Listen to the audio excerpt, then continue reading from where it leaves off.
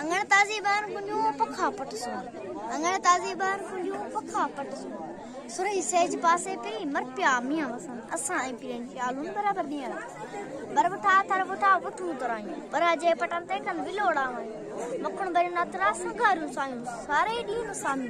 ओलायु रायु वान्यू आई बायु पकिया बरबठा थरबठा फुटी कच के ना पोन्याणी पटन ते दिस नया उनार सबाजी सता लाथा दरत देता साथी अस्सलाम वालेकुम जी सिंध जी लतीफ मुझे नाल निशा है आ सते क्लास में पढ़ाती साथे पॉइंट स्टाइल में कई दर्द जुकान तो अब जे आयो आ तो के दुनिया जे बरपटन मेरा दन माने जी खुशी जे बारे बता जे बारे मारे चायो आणीन की चाणी दुथडी आड़ी सुमरा आणीन की चाणी दुथडी आड़ी सुमरा सता क से साउंड्स काई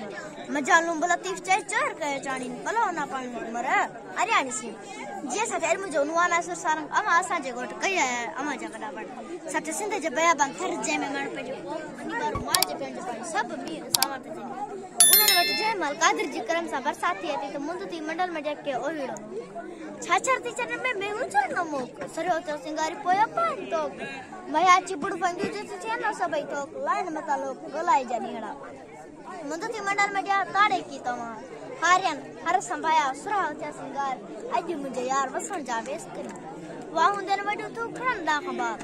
वाहु दिन वडू तू खड़न दा खबा कुजू काय गस करे विचू करे वा संगारन सुकते लथे अज साड जुकुडी जाट पसाइंदे पटी सारंग साई सिट जड़ो लाली लाख जे आइन से ऊपर जाएंगे जैसे चुनी चिट बरसे पासे भी भरिया कुन करार जा साचा में के वो सिंगार आए जड़ो लाख जे लन ककर एड़ा चित्र रंग कजान जे रंगीन पोते तो बोलता साथे में बिन पासे वसे पूरा डन सुतराई भरे सारंग नथे नहीं टुकरन जे पासन ते गा इंगड़ गवा जे कपन ते गुल पैदा पाया हडाकट गोट कान लिए चा बिट पासे पानी से पानी जो पुर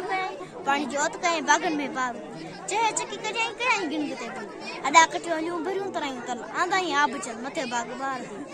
साथे शासन चाहे तो जुड़ जो एड़ो रंगी काय जड़ा मिय जे माला जुड़ तो मुझे महबूब जी ताबे आए आगम ये ना जड़ो पसंद करिए जो सेना ली से ते रुना सरंग ससे ते सरंग जानिए जो मैं आईनिया बया करे एकड़े जे वसन जावेस करी तो कुकर क्या बादल थी बिया अगम अचन जा करी अगम के अचन सजन साण मिय पासे तन वसा जन सब जमा दर से क्या सजन साण मिय जा जेड़ो कन पासे जो